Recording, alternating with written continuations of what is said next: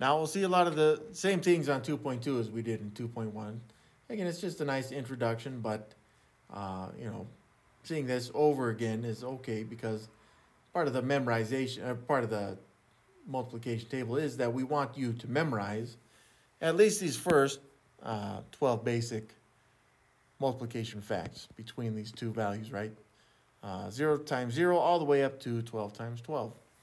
And yeah, as you start to memorize these, you'll see patterns, just like we've seen before, right? It's kind of split between this diagonal right here, and then it's reflected across as these numbers match, right? Like, well, if we drew that in something like this, then you'd see this square matches this one right here. See that? Um, which again indicates that you only really have to memorize about half the table. And then, of course, this diagonal as well. And these values are unique, right? We talked about zeros being unique, and then multiplying by 1, that's unique. Multiplying by 10 is unique, but this diagonal creates a unique relationship as well. But we'll cover that in a later unit, if not perhaps even a later class. But the sooner you get these memorized, you know, the better off you're going to be. So I'll multiply using the times table above. Okay, we don't really need the fact families in this case because the fact families are based on multiplication, right? So let's say, all right, 8 times 4. So I'd say, you know, if I got it memorized, I know the answer. But if not, I got to look at 8 times 4 right here. So I'd say 8 from the column, 4 from the row, and they meet at 32 right there, which means that the product of 8 and 4 is 32. And yeah, remember that the two numbers being multiplied are called factors, and the result of a multiplication problem is a product.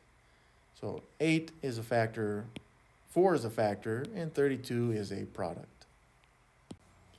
Well, what about 9 times 2? Again, it doesn't matter which one you start with, column or row. I start with the column. So I'd say this is 9 times 2, and then I follow these over. This one's not too bad, even 9 times 2, so I'd follow the 2 down to 9, and it looks like they made it 18. So our product of 9 and 2 is 18. So this next one, same idea. I start with 4 in the column for me, although you could make it the row, and then I go to 5 in the row, which is up here, and I just find where these two values meet. 4 and 5, they meet at 20, which makes this our product, 20.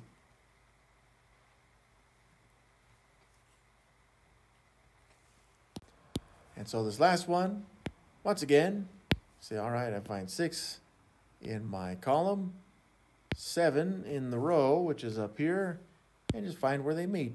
So there's 7, and here's 6. Looks like they meet at 42 there, right there.